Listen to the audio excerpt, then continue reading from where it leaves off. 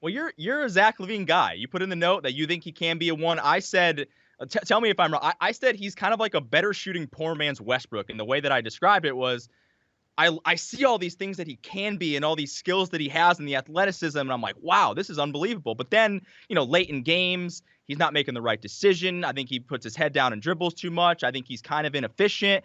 And so I've said I've been for months now, and maybe even years. I don't see him as a one. You do. Tell me why I'm wrong. Tell me why we're both wrong. Well, number one, I feel as if he is far from a finished product. But as I watch his evolution, first of all, Minnesota is a mixed bag, and this is the difficulty with young players: is that you got to be in the right situation, you got to be surrounded by the right guys, and you got to be put in the right role. He has embraced the challenge of being a better defensive player, of looking to attack the rim as opposed to settling for mid-range jumpers. I just see his growth with Chicago and his fearlessness in wanting to take not only the responsibility, but to take that shot. Does the decision making have to improve? Without question. But he's 24 years old. He can. There's no question he can shoot it from range. There's no question that he can not only beat the first guy, but beat the second guy if you're a half step slow. And I believe that his desire to play the right way is there. And so does he ultimately get there? Determined by the coaching that he gets, the players that he's around him. But if I look at the requisite things that you need, the handle, the ability to attack, the ability to shoot from range, and the fearlessness in taking all that on with the game on the line, he has those ingredients. So I'm not saying definitively he's going to get there, but I've seen a huge step from where he was last year. And at 24 years old, I'm still waiting to say, you know what? Give me another year or two before I say he can't be this, because I've seen signs that maybe he could be. What's the deal with the number one thing now? Like the way the game is played with the ball movement, and it's like, doesn't even matter anymore.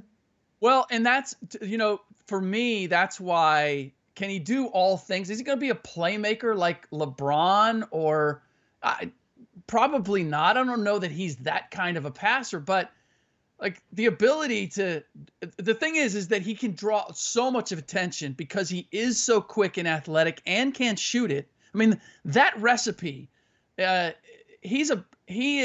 have way more confidence that he's not going to fall off in his shooting. His 3-point shooting this year is at a career high, and he's shooting 7.5 a game. Like everything that I see about his shooting, he's going to continue to shoot. He can shoot at a 40% clip. Russ has never had that. So that's one distinction. But the other part is, yes, like, can he do all those things? No, not necessarily. Does he have to do all those things? No. But can Zach be a closer, or can he be the guy, if you have a playmaker that you can look to and get him that shot? I believe that he can be. But it is going to take more than one piece, and that's really where we are in the game today. It's everybody's still hung up on the big three or the two. It's like, no, if you look at the really good teams, I mean, the Toronto Raptors proved this last year for certain, and I would make the case that the Warriors pre-Kevin Durant made the same case, which is we need to have multiples that we can go to. We need to have depth and versatility and 2 or 3 guys that are willing to knock that shot down with the game on the line, which is, that's why I like the Clippers. Not only defensively can they lock in, but Paul George, Lou Williams, Kawhi Leonard, I'm good with any one of those guys getting the ball with the game on the line.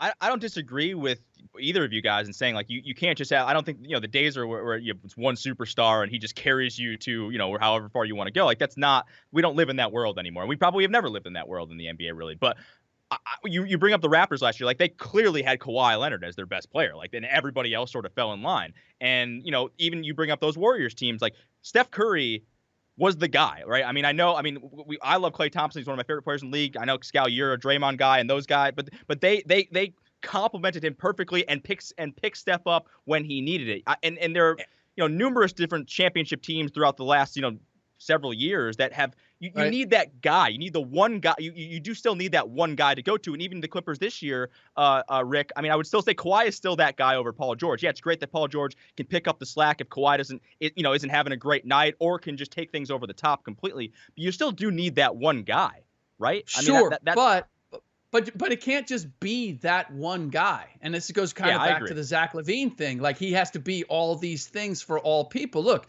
Klay Thompson has had huge, meaningful, not just picking Steph up, like he's had a game that saved a series. Yep. On more than one occasion. Fred VanVleet hit some huge shots. Kyle Lowry came through. So that's what I mean in terms of with Zach. And this is a small thing and it's more anecdotal maybe, but like when he got called out by Boylen and was benched for the 3 defensive mistakes early in the game, and he comes out and he gives you a 50 in the next game, like that to me is a guy who says, oh, you don't think I can be that kind of a player? And didn't do it in a rebellious way where you lose. He does it in a way where you win. That to me speaks a lot about where the guy's mentality is. I think his heart and his head are in the right place. And you could be a Zach LaVine and you could go get numbers and it would just be about, I just want to be seen as a great player.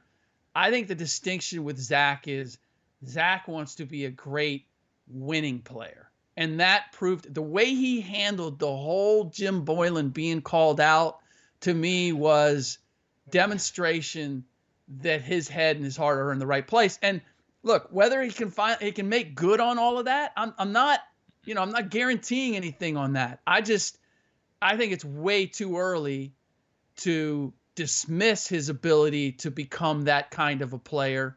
And I think there's evidence to say, to believe it, to say, hey, there's reason to believe, there's reason to be a Zach LaVine guy because of the way he's handled some difficult situations.